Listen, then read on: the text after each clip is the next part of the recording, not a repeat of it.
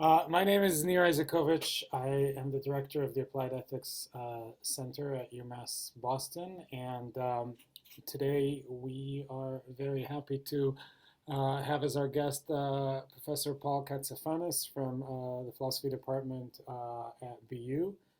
Um, Paul has done a great deal of work on Nietzsche's philosophical psychology, writing important books and articles in that area, and recently has been working on questions around fanaticisms, devotion to impenetrable and unassailable ideas, and how narratives of resentment work into that picture. Paul, a great pleasure to have you with us, and we will have you speak for around 45 or 50 minutes and then open it up to questions. So take it away. Okay, thank you very much, Nir. I appreciate the invitation to speak here. So today I'm going to be talking about group fanaticism and its connection to what I call narratives of resentment. So to set the stage, let me just point out that I think the contemporary social and political climate is just awash with groups that we might be tempted to label irrational or extremist or partisan. It's full of echo chambers, epistemic bubbles, potentially radicalized groups. And I think philosophers have paid attention to some of those phenomena. So there are interesting analyses of epistemic bubbles and echo chambers, for example. But I also think that there's an underexplored dimension of social and political and religious discourse. And that concerns the way in which certain groups are fanatical. So fanaticism, it might seem like that's just a term of abuse. It might seem like when we call a group or a person fanatical, we're just disparaging them in some way. Perhaps we disagree with the values that they endorse. Perhaps we disagree with the methods that they employ to promote those values. And if you look at some occurrences of the term fanaticism in newspaper articles or in social media and things like that, I think you sometimes do find that it's employed merely as a term of abuse. We find all sorts of people calling others fanatical when they disagree with their views. And a lot of that's just rhetoric and invective. But nonetheless, I think there actually is a distinctive form of individual and group pathology that's worthy of philosophical attention and that's connected in interesting ways to social and political problems. And I think that pathology deserves to be singled out and addressed, and I think it's the pathology of fanaticism. So what I'm going to do in this talk is start out by saying a bit about what I take fanaticism to be on the individual level. I will then consider how the account of individual fanaticism, which I've defended in other papers, would potentially apply to groups. So in addition to speaking of individuals and saying that individuals are fanatical, I think we often are tempted to say that certain groups are fanatical. So I want to think about how the account of individual fanaticism might apply to groups. And what I'm going to suggest is that when we try to distinguish groups that we might be tempted to label fanatical from other sorts of groups, one promising way of doing that is by thinking about the way in which fanatical groups promote the emergence of individual fanatics. In other words, the way in which they cause individual fanaticism to spread. So I'm going to talk about that, and I'm going to suggest that one way that groups do this is by promoting what I call narratives of resentment, which itself will require a bit of explanation. But that's sort of a sketch of what I'm going to do in the talk. Okay. Let me start off, though, just by talking about some examples of fanaticism and the way in which the word is typically employed. So I think the standard image of the fanatic in contemporary discourse, the sort of paradigm cases that we're tempted to identify with fanaticism, concern, on the one hand, violent religious extremism. So I have an example of ISIS on the slides there. And on the other hand, violent or potentially violent nationalist groups. So we have neo-Nazi and white supremacist groups like the one on the right. I'll talk a bit more about them later on. And I think the term has had those connotations for quite a while. So as early as the 1500s, you see people like Martin Luther employing this term to denounce what he sees as misguided, religiously inspired groups that are aiming to create social upheaval or to transform aspects of their societies. Analogously, if you look at the way that philosophers often use the term fanaticism, I should mention there's a surprising amount of work on fanaticism in the early modern period of philosophy, even though there's not so much recently. But if you look at the way that people like Locke or Shaftesbury or Hume or Voltaire use the term fanaticism, their central examples tend to be violent religious extremists. Okay. So we have examples of those on the slide here, and you can think of others. Here are some particular individuals who you might think of as fanatical. So we have on the top left there, this individual, Breivik, who carried out some terrorist attacks in Norway, which ultimately killed 77 people and injured many more. They were accompanied by his emailing to various journalists this 1,500-page manifesto, which outlined his sort of social and political views. Another really interesting case, I think, I'll talk about this too a little bit later if we have time, is this person at the bottom left, Devon Arthurs. So he's very interesting because he seems to switch from one fanatical ideology to another one. So he, for a number of years, is a member of Atomwaffen, which is a sort of neo-Nazi group. And he had bomb-making materials in his apartment. He had posters of Timothy McVeigh. His roommates were engaged in plans to potentially bomb civilian targets and so forth.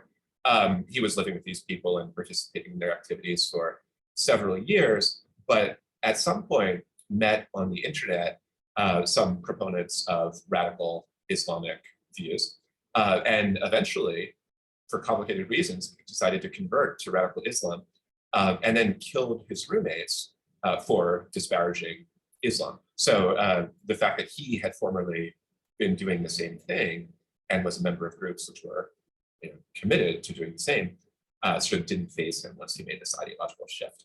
So that might be another interesting case of fanaticism. Other examples, we have lots of political movements. So now moving from individuals to groups, I'll talk about some particular cases later on, but you might think of various nationalist movements and so forth as manifestations of fanaticism. Potentially, each of these will be contentious.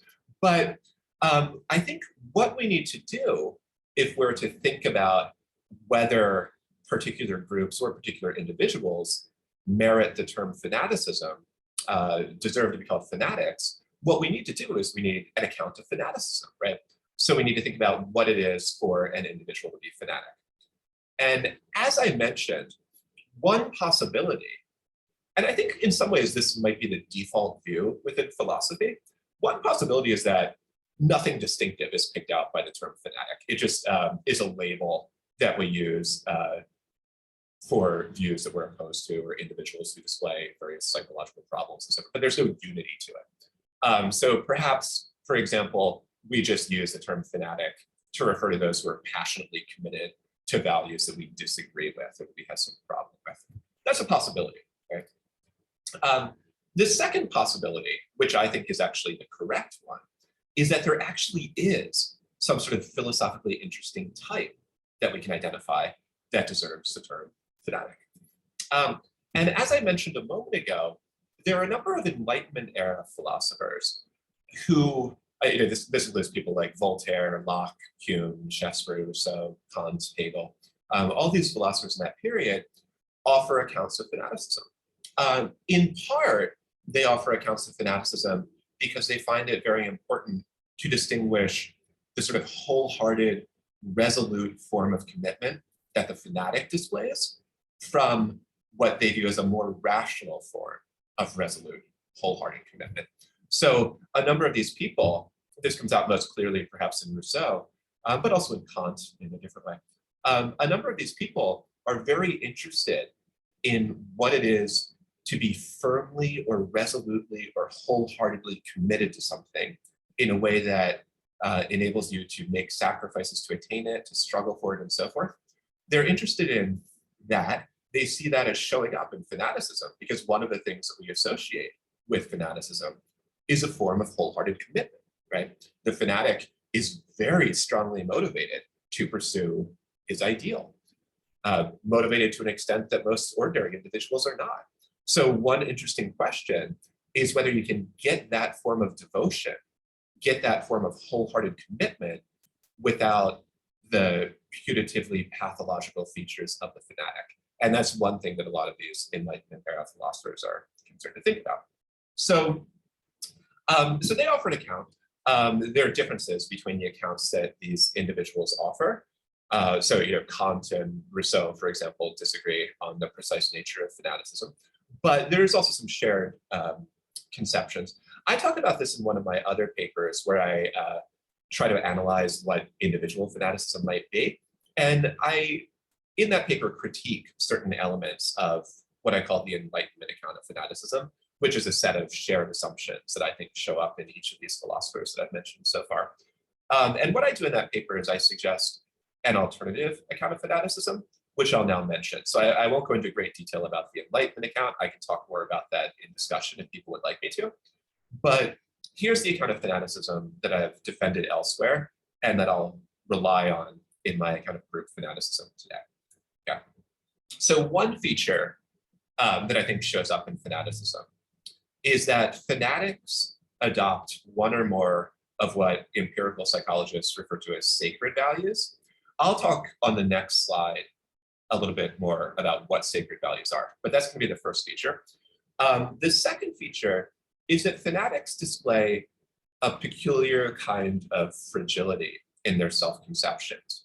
The fanatic needs to treat a value or an ideal or a commitment as sacred in order to have a stable sense of his own identity.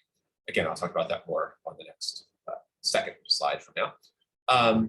A third feature is that the fanatic also treats his value or his ideal or the goal to which he's committed as something that's threatened when it's not widely or perhaps even universally accepted. And the fourth feature that I identify in individual fanatics is perhaps the least surprising one, is that the fanatic identifies with some group where the group is defined by shared commitment to the relevant value or ideal.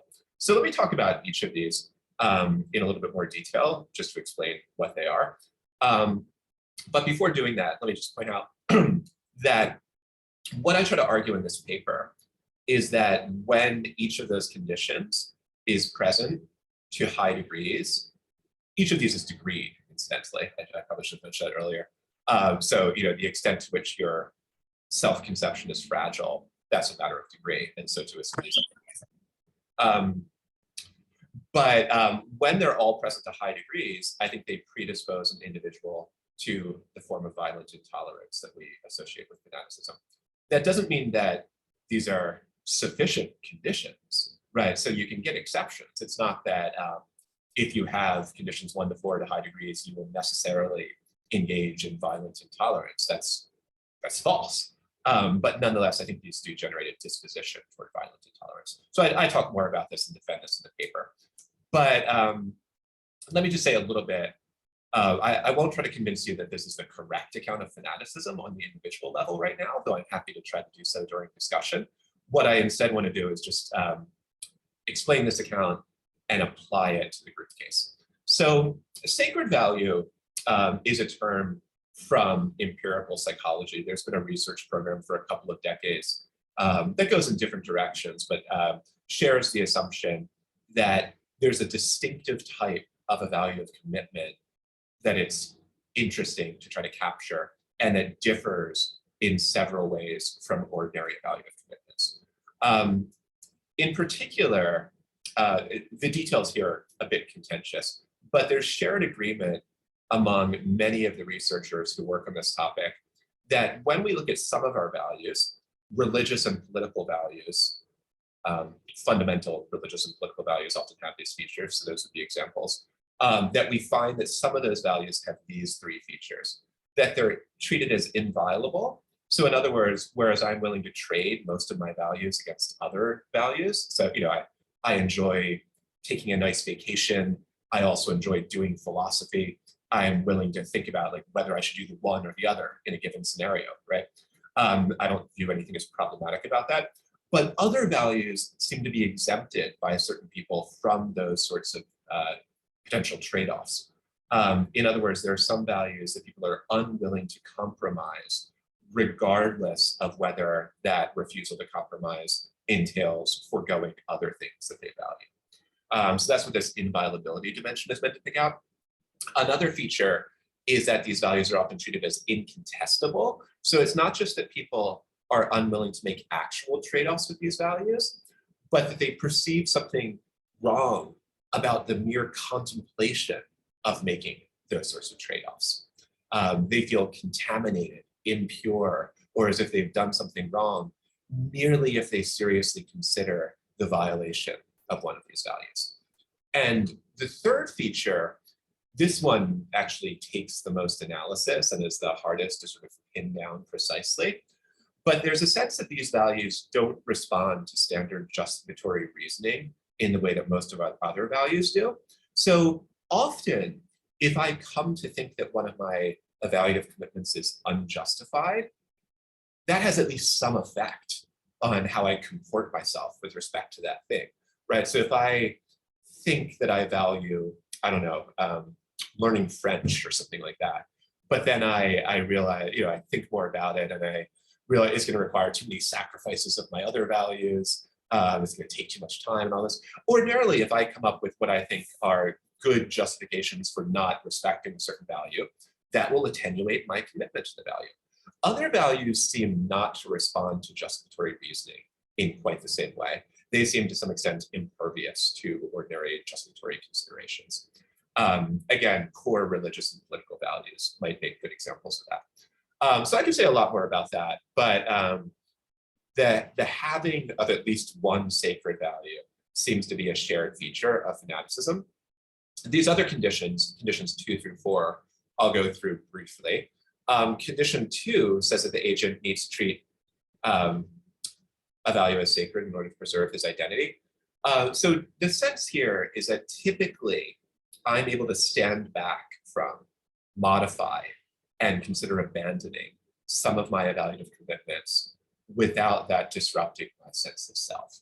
So one of my core commitments is to philosophy, right? I spend a lot of time thinking about philosophy. My life is in various ways structured around it. My career is structured around it. Nonetheless, I think it's like conceptually possible that I could do something else, right? I think I would be the same person, that I would still have a good life if I weren't a philosopher, if I organized my life around some other pursuit. Some people are averse to those forms of reasoning. Some people feel a kind of threat to their own identity when they engage in those forms of reasoning. And that's what this condition 2 is meant to articulate. Again, the details of that require more explanation, which I can go into in discussion. Here, I'm just trying to give you a sense of what I argue for in this other paper. Same thing is supposed to apply to the evaluative commitments that the fanatic has. So I have some values where I think they're very important, but I'm just indifferent to whether other people respect them.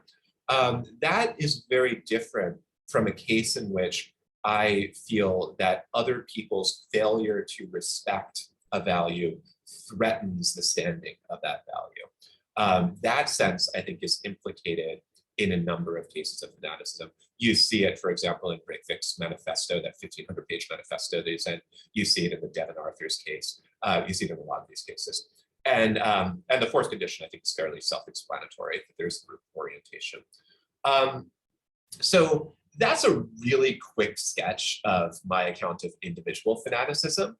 I hope it at least sounds plausible, and I can fill it out in more detail later on. But what I want to do in this paper is actually use an account of individual fanaticism to explore the group dynamics. So let me hope that that sounds plausible, and let me then think about whether it can be extended to groups. So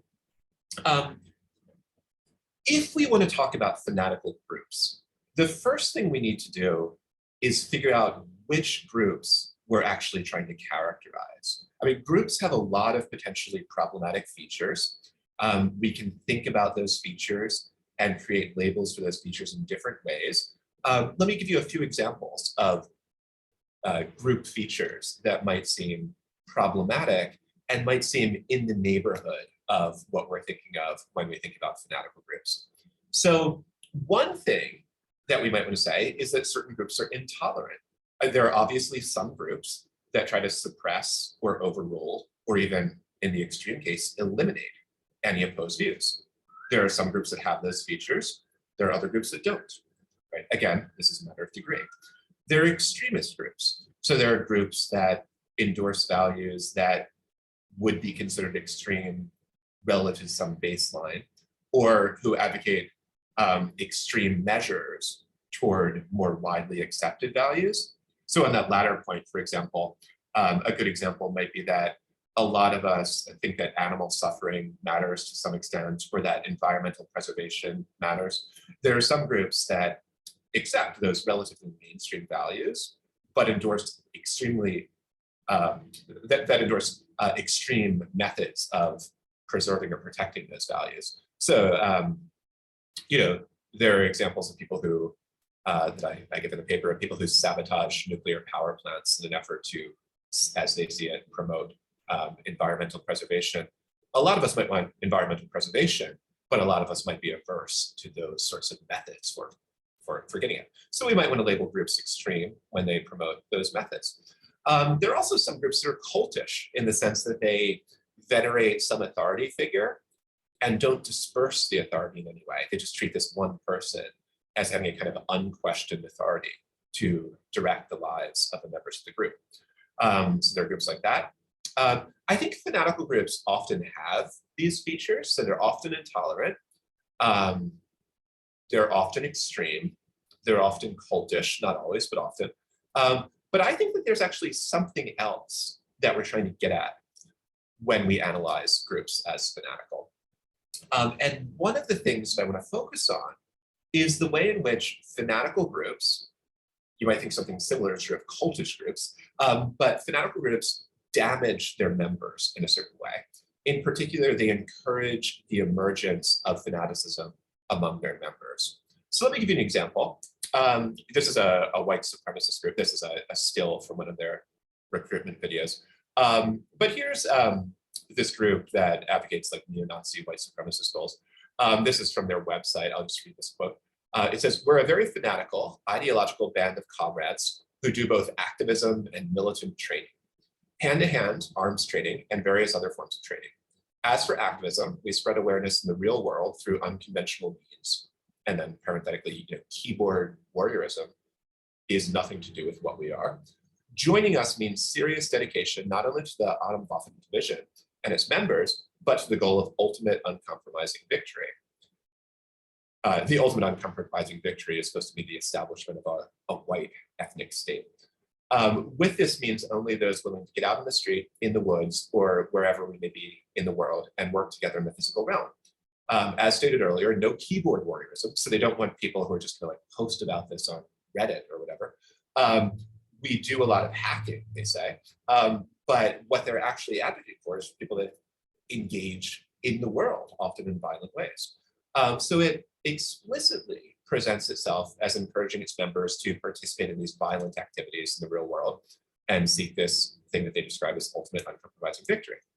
So I think that a lot of the groups that we're tempted to label fanatical have that sort of feature. And I suggest that in light of it, a profitable way of analyzing group fanaticism is that a group qualifies as fanatical if and only if it promotes individual fanaticism in its members. So that is to say, the group turns individuals into fanatics, or at least tries to do so. And that's what makes it a fanatical group. So that's a proposal. Why might we accept that proposal? Why might we think that this is an interesting or profitable way of thinking about fanatical groups? Here's one reason. Labeling a group fanatical, if it's to be philosophically interesting, should pick out something distinctive, right? So we already have terms for violent groups, intolerant groups, things like that, cultish groups. If fanatical is not just another term for those sorts of things, then it should be picking out some distinctive feature of the group. And a distinctive feature of the group is a tendency to encourage an individual fanaticism, I think. Interestingly, this sort of way of thinking about fanaticism actually goes way back. It goes back to people like Martin Luther. So this is one of his books. It's in Old German, but it translates to something like on the murdering, thieving hordes of peasants. And it's this tract that encourages us to violently suppress these violent peasants. Anyway, one thing that's present in a lot of accounts of fanaticism, as early as Luther and then going into the early modern period, is that fanaticism is thought to be contagious in a certain way. Now, in the early modern period, this is put in ways that might seem exaggerated, might seem a little fanciful. But Voltaire, for example, says that we catch fanaticism in the same way we catch smallpox, right? So think about what that means. So smallpox is this incredibly contagious disease where merely by coming into contact with someone who has it, you're likely to get it. Voltaire thinks that fanaticism has that feature as well, that merely by coming into contact with a fanatic, you're likely to catch fanaticism. You're likely to become a fanatic. And there are other people, like Shaftesbury talks that way about fanaticism as well. Of course, this is metaphorical or imagistic. It's not literally true that if I'm like walking down the sidewalk and I bump into a fanatic that I become one. That would be ridiculous. But there is something interesting, I think, that's being picked out by this contagion claim. Fanaticism, I mean, it's surely the case that certain individual features, certain features of individual psychologies and social and economic situations and so forth predispose certain people toward fanaticism. That's surely going to be true. But it also seems true that there's a way in which certain groups actually encourage the emergence of individual fanaticism. So I think that's what this stuff on contagion is trying to capture. There's a lot of interesting work recently on radicalization, especially post-2001.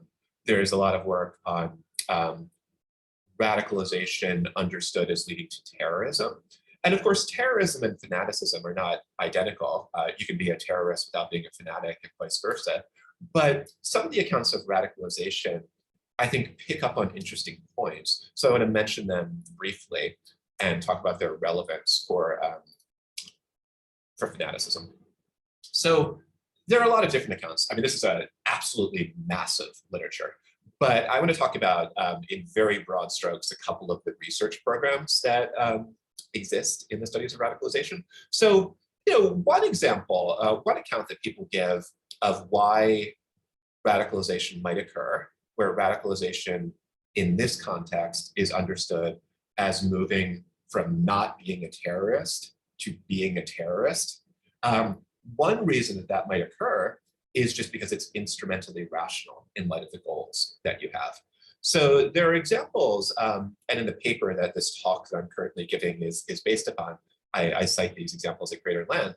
But AlQaeda, at least in its early days, is a very good example of this, where what's being done, at least at the higher levels with bin Laden and so forth, it's clearly that certain goals are taken as best achieved by conducting terrorist activities. So certain goals are valued.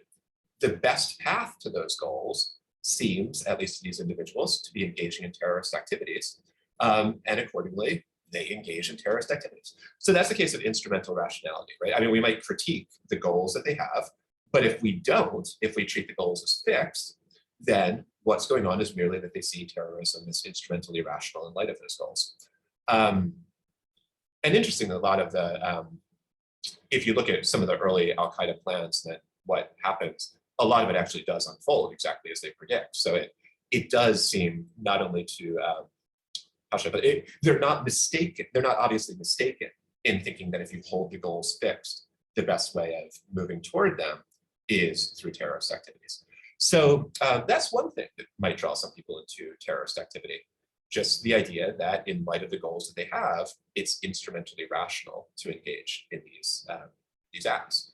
Another thing that might draw some people into terrorist activities is what's sometimes called significance quest theory. So this is, again, a big body of research in empirical psychology and sociology and terrorism studies and so forth. The basic idea is one that's intuitively plausible. It's just that people seek goals that provide them with a sense of meaning or purpose. So if I feel adrift and purposeless and that my life lacks meaning, and then I encounter a theory that purports to provide me with a meaning that gives me a goal to struggle toward, there's a body of research that indicates that that's psychologically quite powerful and can serve as a good explanation of why people are drawn into these things.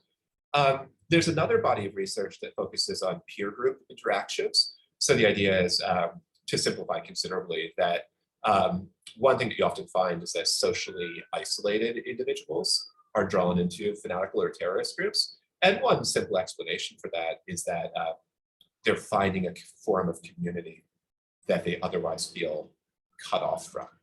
Another sort of theory that goes under the heading of identity theory is that, so this appeals to a conception of my personal identity, my sense of who or what I am. And it basically says that if my sense of who I am is incoherent, or if it's conflicted, if I can't make sense of it, if I can't piece it together, or if I feel that it's under threat by some outside force, then that promotes a search for a more coherent or more stable or more secure identity, and that those are offered by fanatical groups. So I could say a lot more about each of these. I think all of these are true as explanations of why people join groups. I mean, it's clearly true that joining certain groups is instrumentally rational, that it promotes a sense of purpose, that it provides a peer group, that it provides or bolsters a sense of identity. The problem with a lot of this research is that it's not obvious that it's giving any distinctive explanation of why we would be motivated to join terrorist or fanatical groups in particular, rather than just any old group in general. And I mean, that's a very basic problem. So people do say things in response to it, right? There are some arguments that fanatical or terrorist groups provide these features to a higher extent or to a greater degree than do other available alternatives, things like that. But I do think that one thing that goes on here is that there's not yet an explanation of anything distinctive to the fanatical group, and we might hope for that. So what I'm going to try to do is think about whether there might be something distinctive about fanatical groups that attracts the potential members to join them. And the basic argument that I'm going to give is that a common feature, I don't think this is totally universal. There's a lot of diversity in fanatical groups, but I think a common feature of fanatical groups is their tendency to foster an emotion that Nietzsche calls ressentiment. So this is just the French word for resentment, but I'll talk about how it differs from ordinary resentment. Oh, I think somebody's volume is on. You all just unmute yourself, please, Mitch. Okay, well, so what I'm going to argue in the last bit of this talk is that when an agent is prompted to experience ressentiment by being exposed to a certain kind of narrative, then the features that I identify with individual fanaticism are likely to emerge. So let me talk about how this goes. So the basic idea is that if you've got groups that promote ressentiment fostering narratives, then those groups would thereby promote the emergence of individual fanatics. So let me talk about that. So I need to explain what ressentiment is. And the best way to do that, I think, is just to contrast it with ordinary resentment. So ordinary resentment, again, there's philosophical disagreement about how precisely we should analyze this, but many of the accounts have this common core that resentment involves anger or indignation resulting from the belief that you were in some way wronged. So for example, someone insults me, I feel wronged by that insult, I experience resentment toward that person, right? That would be different from a case where I don't feel that I've been wronged. So resentment, I can be angry without feeling that it springs from a wrong. So resentment is supposed to be distinctive in resulting or involving the thought that I've been in some way wronged. Ressentiment, as Nietzsche and people following from him use it, has some features of ordinary resentment, but it's very different. It's a sort of more extreme form of ordinary resentment. So it differs from ordinary resentment in that it involves a kind of fixity. It's more persistent than ordinary resentment. It involves a broader scope. And crucially, it involves the thought of some kind of imaginary or at least deferred compensation for the wrong. Now, some cases of resentment also do that, but ressentiment, as Nietzsche and people following from him define it, necessarily has those features. So let me talk about what those features are. So the person experiencing ressentiment focuses on some person or group, viewing that person or group as wholly responsible for the perceived wrong. That's going to be the first feature. The second feature is that the state of ressentiment, Nietzsche thinks, is one that lingers and grows in intensity. So that's a point that actually requires some philosophical explanation. And I can say more about it later on. But the basic thought is something like this. There are some emotions that we have that have a tendency to dissipate. So, grief, for example, lasts for a while, for many months, but it gradually fades. Surprise lasts for like a couple of seconds or whatever, and gradually fades, right? Ressentiment is different. Ressentiment is supposed to be something that builds on itself. It doesn't have this tendency toward extinction. It instead has a tendency toward growth. It sticks around. It builds on itself. Okay. Relatedly, part of the way in which it sticks around is by growing in the scope of the perceived wrong. So the agent might initially focus on some particular wrong, but to that initial wrong, the agent tends to find even more wrongs, to experience himself as wronged in ever more profound ways by the relevant person or group. In the extreme case, this is like all-encompassing, right? Moreover, Nietzsche thinks it's crucial that in ressentiment, there's an experience of impotence. So you feel unable to correct the wrong immediately or on your own. It seems beyond your immediate power to rectify. And as a result, you engage in either imaginary or at least deferred compensation. So you envision a future in which the wrongdoer is punished or rendered subordinate, or in an extreme case, eliminated. Often that future is, by ordinary standards, very unlikely to actually occur. But nonetheless, it's crucial to ressentiment that it's implicated. So suppose we have a state like that, a state that builds on itself, that grows, and so forth in the ways that I'm describing. Notice that ressentiment is going to involve a perception of yourself as powerless in some respects, but it's coupled with this imagined path to recovery of power, right? So it involves this deferred compensation, or this imaginary compensation. So you see yourself as initially powerless to correct or even respond to some wrong, but you also see a path to eventually doing that. Now, I think what's interesting is that many of the narratives that are promoted by fanatical groups basically emphasize just that sort of process. They emphasize the way in which an individual or a group has been wronged, the way in which the individual or group is powerless as things presently stand to correct that wrong, but they also give a path to the eventual correction of the wrong. An imaginary or a deferred compensation is offered. Sometimes these deferred compensations look by ordinary evidential standards just incredibly unlikely to occur.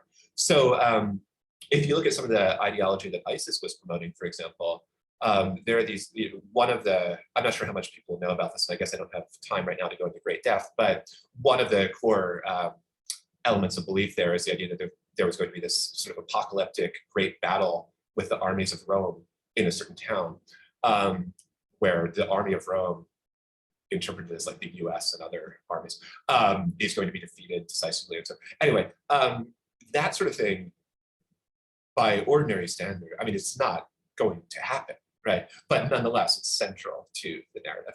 And then the Stormfront examples and the Katsafanes examples are similar. Let me give you some examples just really quickly. Here's a speech by an AlQaeda commander from 2009 that I think has some new features I want to draw attention to. So the speech starts out this way. He says, "This path, and I mean the path of jihad, despite the calamities, sufferings, difficulties, and all the forms of ordeals and distress, is the path which pleases the Almighty God and achieves his obedience. It's the evidence of truly loving God and the distinguisher between the people of honesty and faith from the people of deception and trickery. The path of jihad is the way to purge the ranks of Muslims and the mean to uphold the banner of monotheism and exterminate infidelity and desecration. So the jihad for the sake of God is the refuge of the weak." So notice this part, it's the refuge of the weak. It's the shelter of the oppressed. It's the peace of mind of the faithful and the hermits. It's the place of safety for the frightened and the petrified. The way to lift the humiliation to address this wrong. It's to lift the humiliation from the suppressed and restrained. The corruption will not be eliminated from this world except with jihad and fighting. And so he's advocating jihad in Algeria at the time. So he says, today jihad in Algeria is the hope. God's willing, in order that you should be salvaged from the hell of unjust regimes and whose prisons have become full of your youths, your sons, your women. In addition, and so notice all these wrongs that are being added to the list of grievances. They've made their armies, police forces, intelligence agencies hold sway over you, have opened the doors to practice tortures against you. Unify your efforts in cooperation with them. Provide them with your capability. And it goes on like this. So I think you can see a couple of features here. You can see this broad list of perceived wrongs that an enemy is responsible for. You can see this sense of grievance that is being magnified here. And you can see the path to compensation or to addressing it. Here's another example. This is from the group that was formerly called Identity Europa and it was more recently renamed the American Identity Movement. So this is this group that's founded by the white supremacist Nathan Amiga. And I'll just give a few quotes. I mean, the basic idea behind this group is that white people in America and in Europe are allegedly being persecuted in various ways and need to respond to that by separating themselves and forming a white ethnic state that excludes non-whites. So he says things like this.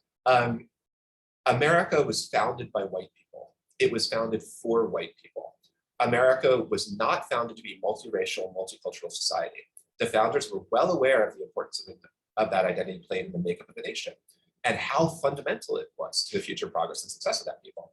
And then in a lot of speeches, he goes on to claim that right now in America, white people are being persecuted in a way that mirrors the persecution of Native Americans in the 18th and 19th centuries. So he says, it's sort of an absurd claim, but he seems sincerely to believe it and will say things like this, that even though horrible things did happen to indigenous people, there was, even though that happened, even though these atrocities were committed and so forth, they had it better, allegedly, than white people do today. Because they, the Native Americans, he says, had land set aside where they could be who they are and express themselves how they wanted to and could form a government that reflected them. And I think that's something we want. So this is the white ethno-state rhetoric. So again, there's a narrative of persecution, this sort of fanciful imagined response to it, and so forth. Okay. Those are two quick examples. I can talk about them in more depth in the discussion. But I mean, I think that one thing that's happening here is that you can see the way in which those sort of narratives are trying to encourage the emergence of ressentiment, conceived as this sense of grievance that becomes all-encompassing and totalizing, and that focuses on some group as responsible for all the faults in one's life, and that paints some picture of an imagined alternative to it that we can achieve through the group's mechanisms. And I think that you see in these narratives, and you see if you look at interviews with members of these fanatical groups, this sort of yearning for just that sort of thing. You see that the ressentiment narratives provide agents with a group that's defined by this common characteristic. The group is defined in terms of its shared opposition to someone who, or some group who, has punitively wronged them. And it offers a path toward recovery, a path toward response that alleviates or corrects the wrong. The narrative provides a purpose or meaning or a goal It provides group members with something to struggle toward. It's also, notice, it's exculpatory. So it treats the faults and the failings, the like personal faults in my own life and so forth, as foisted upon me by some outgroup. It's also something that's fixated, and it encourages an increasing fixation on a rejected or opposed outgroup, right? It offers a simple and totalizing account of the negative features of your life. So I think for those reasons, we can see the way in which ressentiment encourages those four features that I was identifying with individual fanaticism. So in defining the individual in terms of their membership in a group, and in defining the group fundamentally as wronged by some outgroup, it fosters features 1 to 4. So the quick version of this is that the ressentiment promoting narratives, they tend to be all-encompassing, right? So it's not that non-white people are responsible for some of the problems that white people putatively suffer, or it's not that the US and Europe are responsible for some of the problems that the people in Algeria are suffering from, is that they're responsible for all of them. There are varying degrees of truth to it. I mean, you could have a narrative where this is actually true. You could have a narrative where this is completely fictitious, but in both cases, what's interesting is the totalizing structure of that narrative. Moreover, one is encouraged to define one's own identity as in terms of this opposition, in terms of this damage, this grievance that's wrought by the outgroup. And it's not just some past causal factor that you can sort of move past. It's presented as something that's ongoing and continuous. So it encourages a fixation on the rejected outgroup, where that rejected outgroup is defined as threatening, as evil, as responsible for all of your faults, so that your own identity becomes bound up with opposition to that group. And of course, insofar as you define your own identity in terms of opposition to something, then reevaluating that thing, interpreting it differently, is going to be costly. It's going to threaten your sense of your own identity. So I think to the extent that your perspective on the world is in that way all-encompassing and fixated on this opposed group, breaking out of it requires a huge amount of effort. It doesn't just require local adjustments here and there. It requires a great deal of reorientation, which explains some of the fixity and the sense of fragility that's promoted by these narratives. So let me summarize this. So here's what I've done in the talk. I started out by saying that we might think that there's an acceptable account of individual fanaticism. You needn't accept my account of individual fanaticism, but if you think that this account is plausible, then you can employ it in your analysis of group fanaticism. If you prefer some alternative account of individual fanaticism, you could substitute that and still carry forth some of the points we're about to make. But what I was suggesting is that when we think of group fanaticism, what we should be thinking about is the way in which certain groups promote individual fanaticism in their members. I think that's what's distinctive of the groups that deserve the label fanatical groups. Now, as I was saying, what this means exactly will depend on what your analysis of individual fanaticism is. So if you accept this general claim that a group is fanatical if it promotes individual fanaticism, then you've got to like plug in your account of individual fanaticism to render it more precise, right? So I was thinking in this talk about what happens if we plug in my account of individual fanaticism. So for me, the question is, how might a group promote features 1 through 4 in its members? And my proposed answer was that it would do that by stoking ressentiment. And it would stoke ressentiment by promulgating what I was calling ressentiment narratives, these fanatical narratives that we find in a number of these groups. These ressentiment narratives would be narratives that encourage the emergence of ressentiment, and it would have the various features that I was outlining on the previous slides. Ressentiment would encourage features 2 through 4 on that slide, and could also encourage 1. I should say in the paper I talk about how it's pretty easy for a group to promote 1, right? You just have to talk about a value in those terms. It's being prioritized over other values, non-exchangeable, and so forth. The deeper puzzle is how a group could ever promote 2 through 4. And I think that's where the ressentiment narratives come in. By promoting ressentiment, they encourage movement in the direction of conditions 2 through 4. So the ultimate claim is that by promoting group-based ressentiment, groups would promote individual fanaticism and hence would qualify as fanatical groups. Okay, so I'll stop there. Thank you, Paul. That was fantastic and super interesting. And I will, without further ado, turn this over to our listeners. Let's see. Greg Garvey. Hi, thank you so much for really powerful analysis and helpful.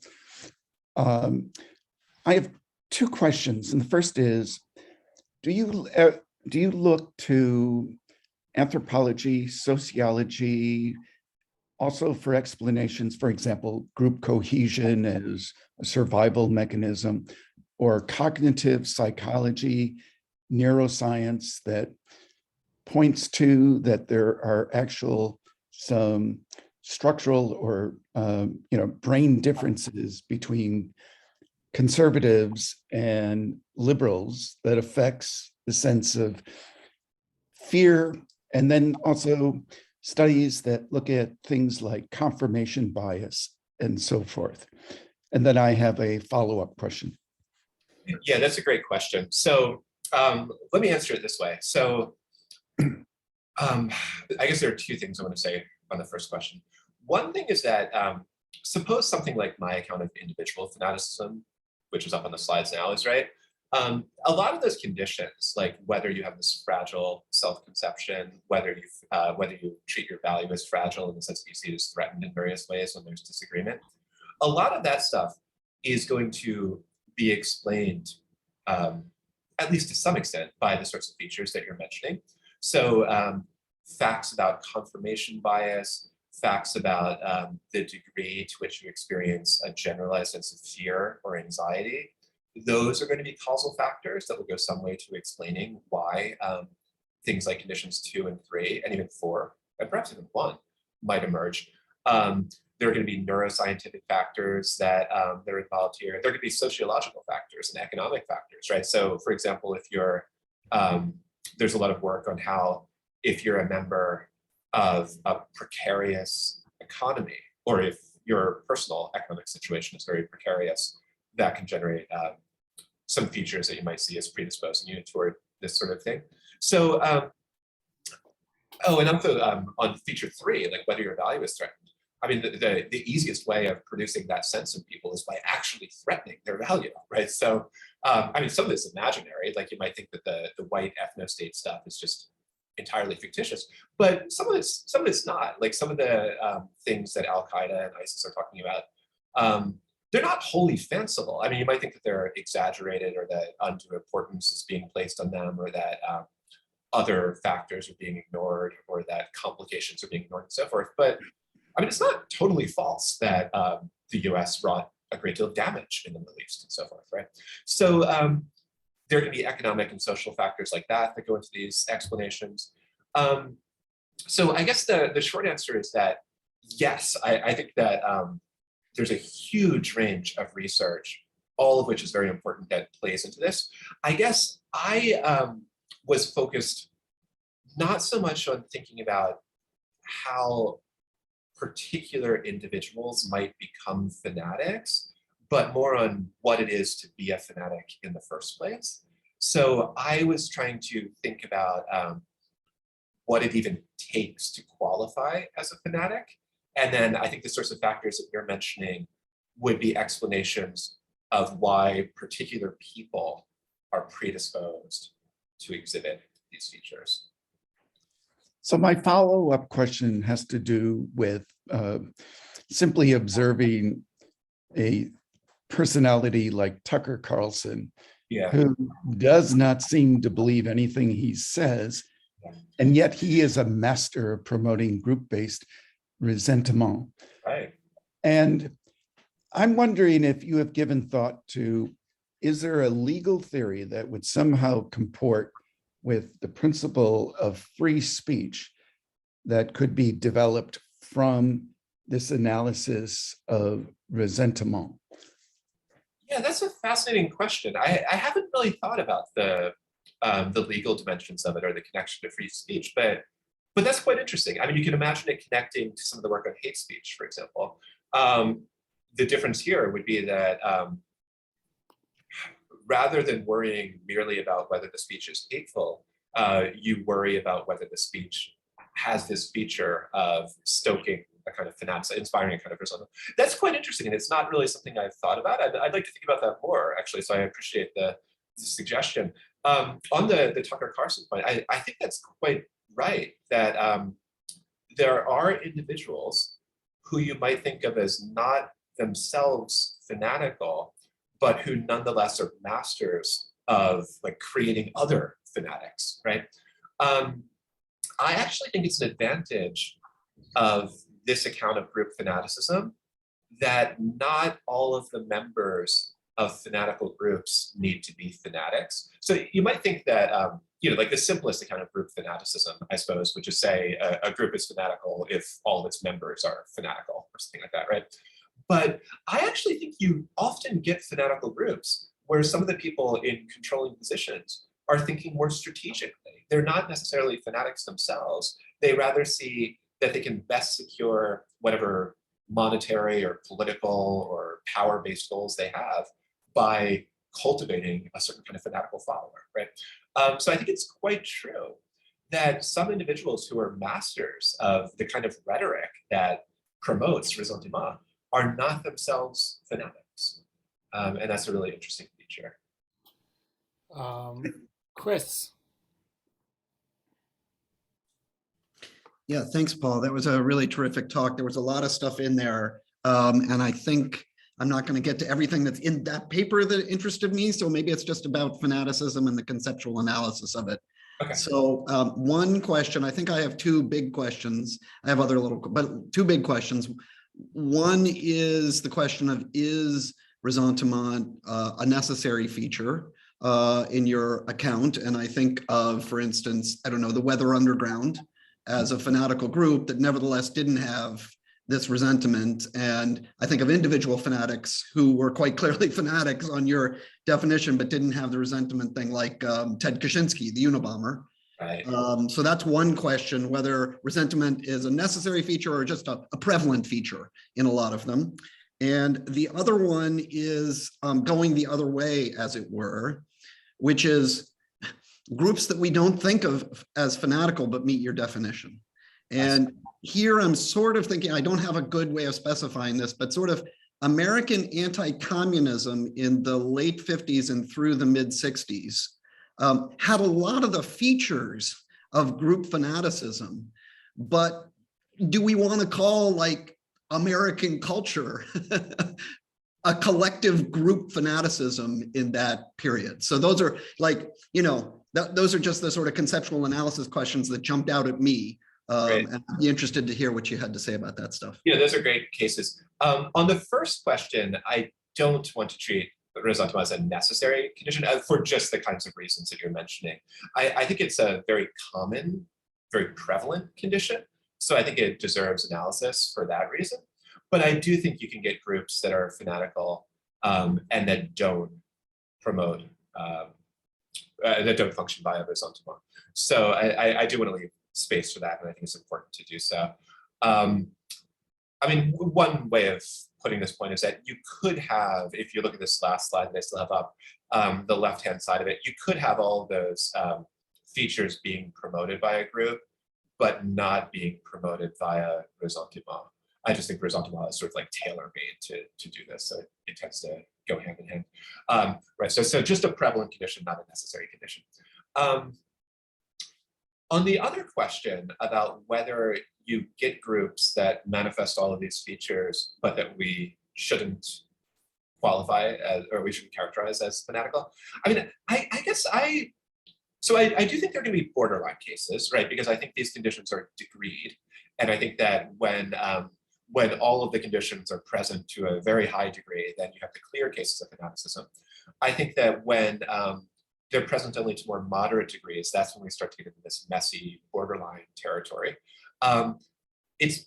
I mean, I don't know enough about the particulars of the sort of anti-communist rhetoric in the 50s and 60s to say anything definitive about it. I just haven't looked into what's going on there. So I'm sort of factually ignorant of some crucial information for answering this question. But if it is a sort of, I mean, I guess what I'm tempted to say is it sounds to me like it might be a sort of borderline case where you could see reasons for characterizing at least certain segments of American culture at that time as fanatical in this respect. But you could also see reasons for distinguishing them from like ISIS or Identity Europa or something like that. They're not, I mean, there are some overlaps though, right? Like they are, to the extent that I know this history, they are totalizing in a certain way, right? The communist machinations are treated as responsible for maybe not all, but many of the faults and problems that are present in the society, right? There's definitely an outgroup that's being targeted. The American values are taken to be precarious in light of that attempted subversion or whatever it is. And you can imagine people who have a fragile self-conception as a result of all of this. So I don't know. I mean, I would have to know more about the particulars of what's going on at that time to say anything definitively, but it doesn't strike me as outlandish to say that at least a segment of the American population is a fanatical group at that point.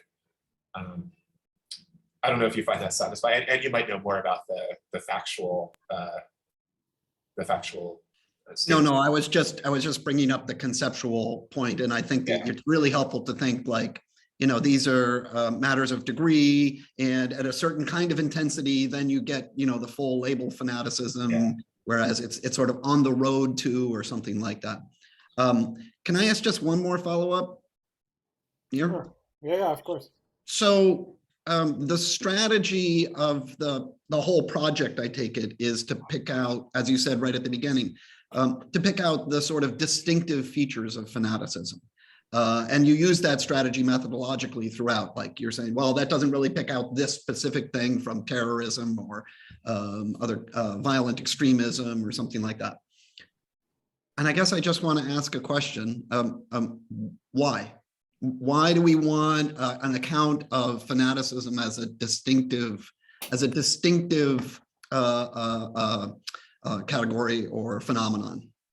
Yeah, that's a good question. And I guess it just gets to the heart of the methodology. I mean, my sense is that if our talk of fanaticism turns out to merely be picking out like extremist groups or picking out intolerant groups or violent groups, then we don't really have any reason for preserving the term fanaticism as an object of philosophical analysis. It seems to me like if fanaticism is to do real philosophical work, it should be something distinctive. It should be something that's not reducible to or equivalent to these other concepts. And it's possible that it's not, right? Like, I mean, it could have turned out that when we talk about fanaticism, we really just mean that the group is violent or that it has extreme values or something like that. I wanted to remain open to that possibility.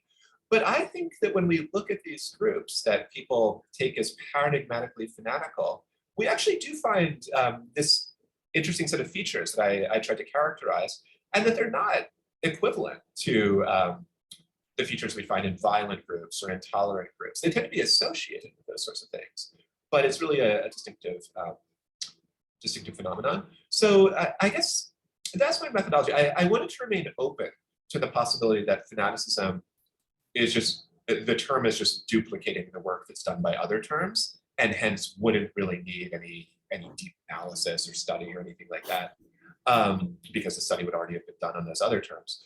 But in thinking through these issues, I came to feel that these Enlightenment philosophers, these early modern figures who are focusing on fanaticism as something distinctive, they were onto something. And I think that sort of carries on in the contemporary work of fanatics. There really is something distinctive there.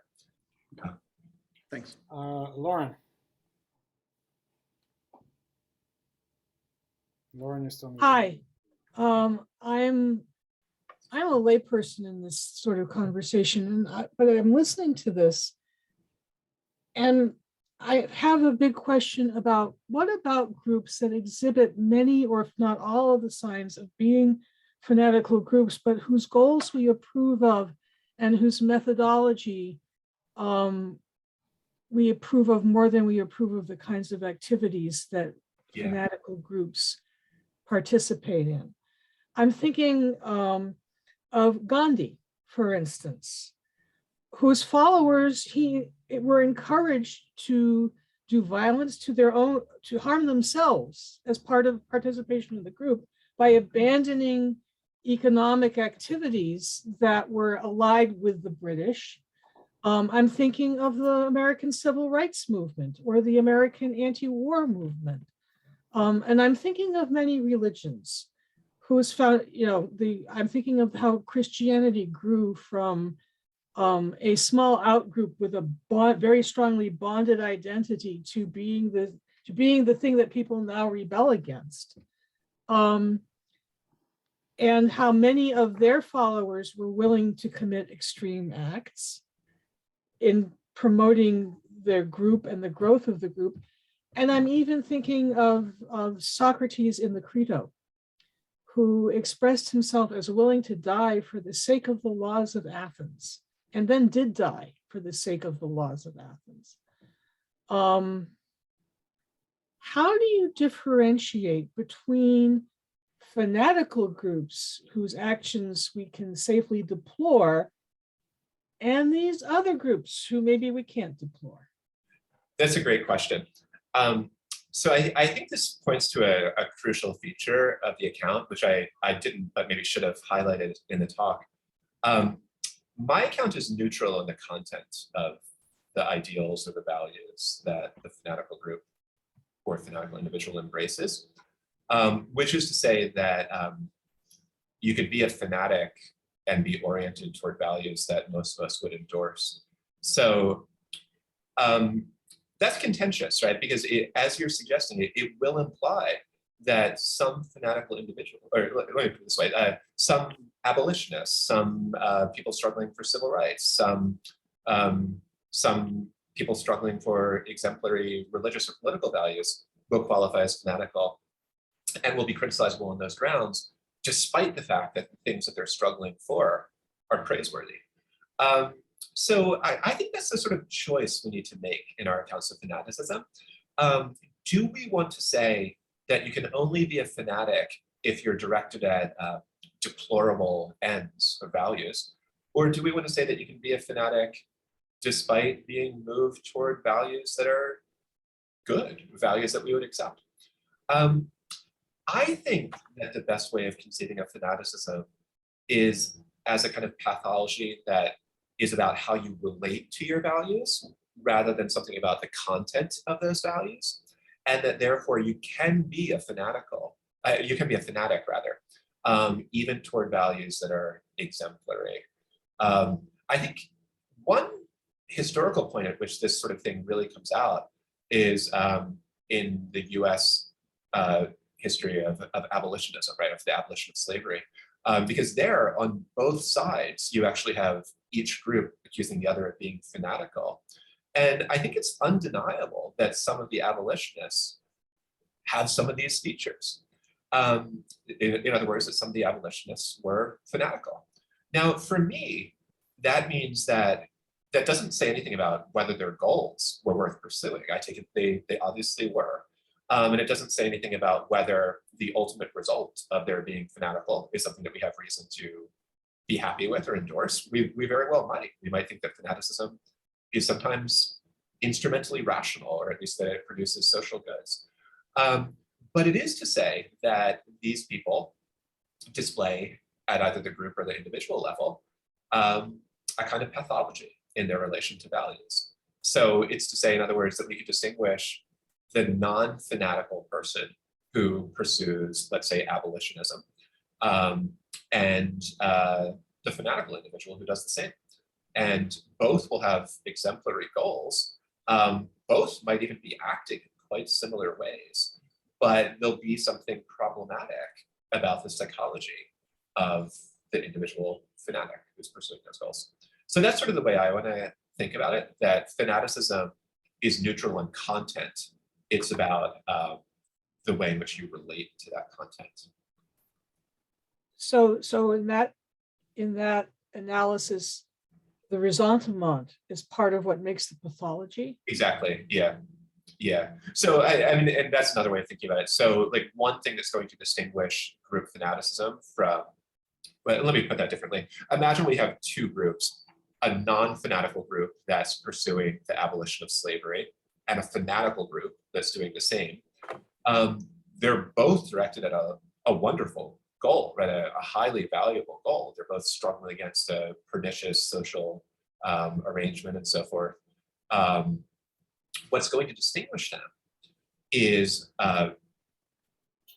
in this, if my analysis is correct anyway, is that the fanatical group will typically be inspired by a kind of ressentiment, whereas the other group may not be. The other group may be inspired by, I don't know, an appreciation of human dignity or equality or something like that.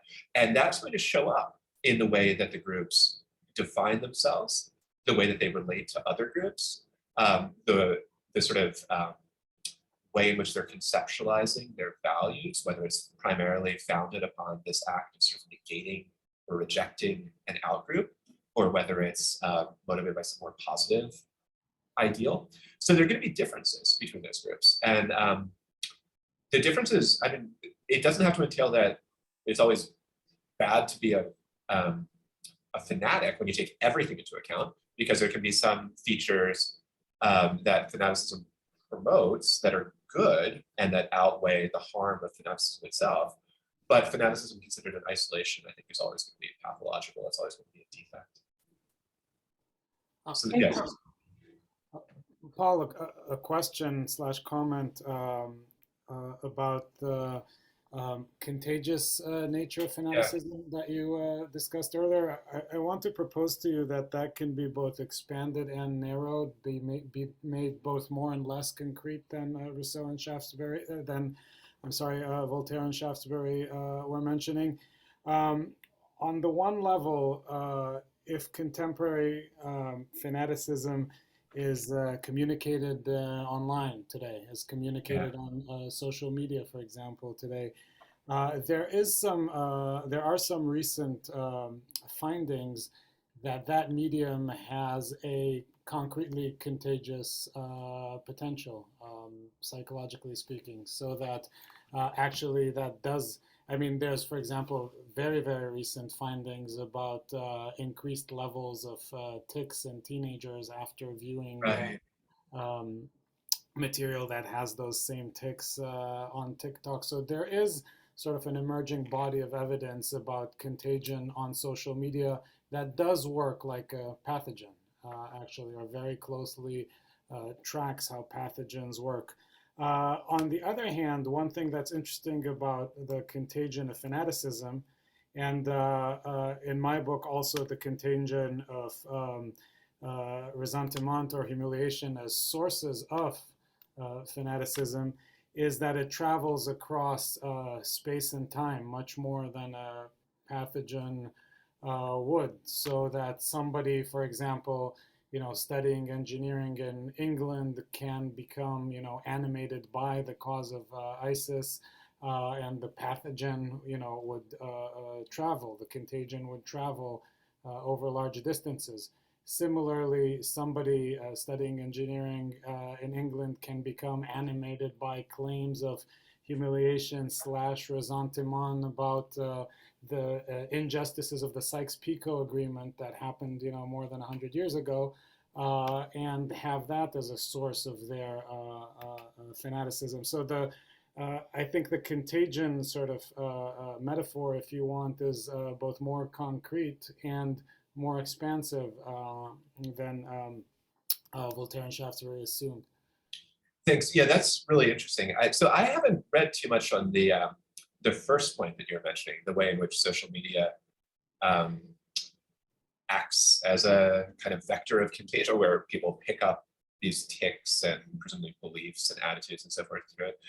That sounds extremely interesting, and I'd like to explore that in more depth. On the second point about the temporal and spatial separation, or the irrelevance of time and space to the contagiousness of fanaticism. I think that's right too. I mean, I do think there needs to be some sort of like causal connection there, right? There's some kind of information that's connecting the person to the thing that's causing the fanatical response, right? So that you have to be exposed to the information through. Yeah, I suspect the more precise account would be that it's actually the ressentiment that's contagious. I think that's probably right. So yeah, so I mean, I think that I probably should have made this more explicit in the talk, but that's sort of how I was thinking of it, that it's very easy for ressentiment to be spread via these stories, these narratives that I was mentioning. Because ressentiment can spread like that, it enables fanaticism to spread.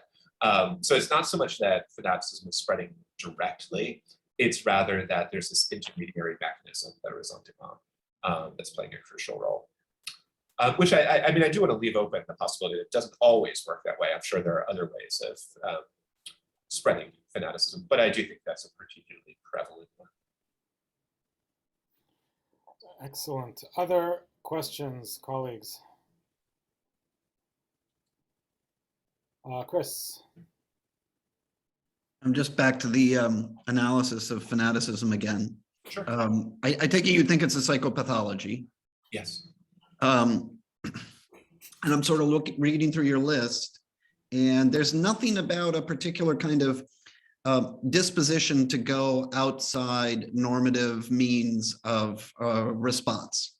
In other words, you know, disposition to violence or disposition to, and that's a little strange.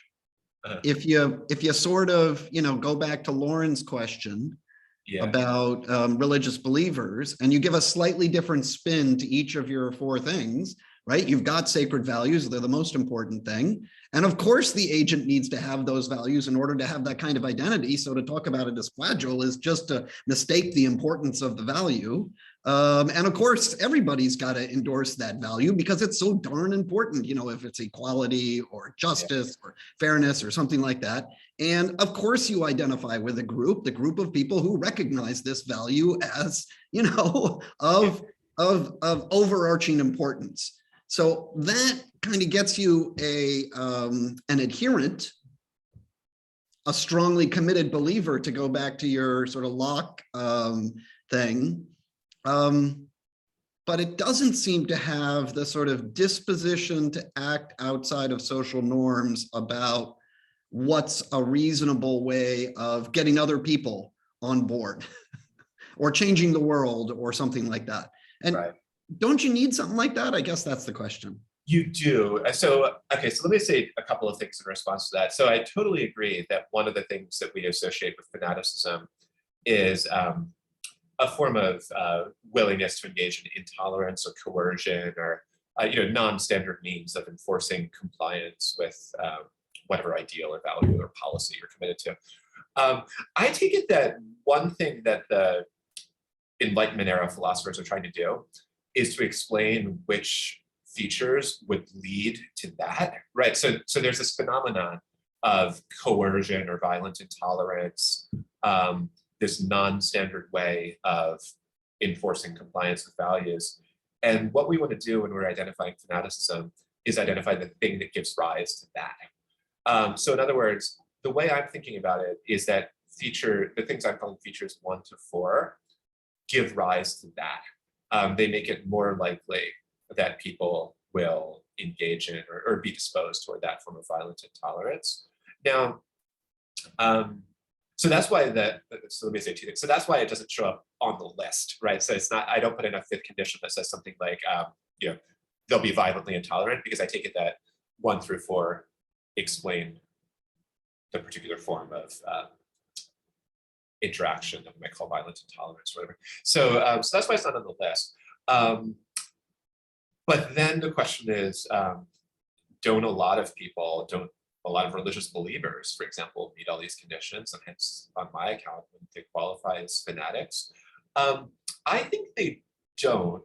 So I think the crucial thing is that it's true that conditions 1 and 4, so the having of sacred values and in the group identity stuff, that's definitely going to be present in a typical religious believer. I think 2 and 3 are not, but explaining why that's so, that's something I try to do in this other paper that I mentioned, and it's not something I really said much about today.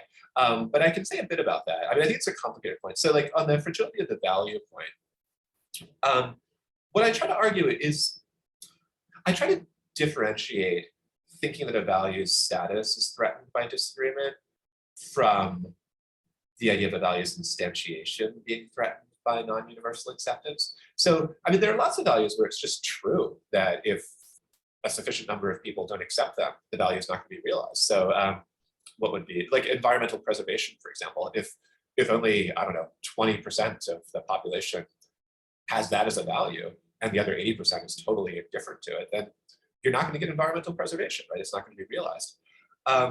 So it totally makes sense to worry about that sort of thing, the instantiation of a value. But it's different, I think, to think that a value's status as sacred is imperiled by the fact that other people don't regard it as sacred. So for example, for me to think that if a sufficient number of people don't think of, let's say, philosophy as possessing this overriding value, that I can no longer legitimately think of philosophy as possessing that overriding value. So I try to differentiate thoughts about the instantiation or realization of the value from thoughts about the value status. And something analogous is true with the fragility of the self, right? So in a sense, it's definitely true that, you know, if I change my fundamental values, I'm a different person, if that goes far enough, I suppose. Like if I give up philosophy, I mean, that's a pretty core constituent of how I spend my days and what I think about and what I value. Nonetheless, it's one thing to think that I could sort of do that. I could detach from that value and lead another life that would also be good, that would also be worthwhile, that would also be worth living. I think that, for example, like I think that in some respects I'd be a different person if I weren't doing philosophy, but I still think I would be me. I would have a good life. I would be able to forge other connections. I would be able to do other things of value. I think there's a difference between that and thinking that it's only your continued adherence to this particular value that renders your life worthwhile, that gives you a sense of identity. So all of those, like both of those claims are a little difficult to spell out and require some elaboration, but that's sort of the direction I go. I try to argue that although it might initially seem like 2 and 3, fragility of self and value, are widespread, they're not actually quite as widespread as we might initially think, and they are more tied into this this feature of fanaticism. I should also say that there it matters that they're also degreed, and my claim is it's the high degrees of these sorts of states of affairs that's associated with fanaticism. Jeremy, last question. Oh wow, last question. Okay, so I wanted to ask. I mean, you began by mentioning kind of gesturing towards the recent literature on epistemic pathologies, like echo chambers and that kind of stuff. And you know, and when you laid out particularly the individual fanaticism, it's really in terms of kind of pathologies of value commitments. And I just wondered if you could say something about the relationship between those two, between the epistemic kind of case and the more kind of values case. I mean, could you get an epistemic form of fanaticism, a purely epistemic form of fanaticism in individual fanaticism in the way that you're within your account? I mean, you could have, how would this go? So, okay, so I guess 2 things. So I think that some of the things like epistemic bubbles and echo chambers and so forth would be relevant insofar as we're thinking about what I was calling narratives of ressentiment. Because one of the things that's going to help those to get their grip and to function is going to be these sorts of phenomena which you see on social media and certain networks and so on. So I think it's definitely relevant there. The individual pathology stuff, where we're thinking about sacred value, I mean, I suppose it could play in there. So sacred values are going to be distinguished from non-sacred ordinary values, in part on these sorts of grounds that appeal to certain like epistemic features, right? So you could think that one reason why I might treat a value as non-fungible and as resistant to critical reflection, one explanation for why that is would come down to these sorts of epistemic features that you're mentioning, right? If I'm like trapped in an echo chamber or a epistemic bubble or something, maybe that I'm just going to not even be aware of the possibility of critiquing these things in a certain way. The fragility of the self and value, it's not immediately obvious to me whether those features are going to be relevant there. I think that's going to be something I would need to think more about. I mean, I guess I'm tempted to say that just as any number of psychological factors might explain why it is that a particular individual manifests 2 and 3, so too an individual's epistemic situation will probably be relevant to how likely it is that they'll exhibit those 2 features. I don't know, so here's an example, maybe that third one about the fragility of the value, maybe if you're part of a culture that places an overriding emphasis on tolerance and acceptance of diverse viewpoints and promotes flexible critical thinking and so forth, maybe that's going to make you much less likely to exhibit 3. And then there'd be this connection. But yeah, that's something I'd have to explore in more depth. It's a very interesting question. Thanks. Sorry. Paul, thank you so very much. This was really, really fantastic and super interesting. So we appreciate it a lot. Yeah, well, thanks very much for having me. And I really appreciate the fantastic questions that you've all raised. It gives me a lot to think about. Thank you. Thank you. Thank you.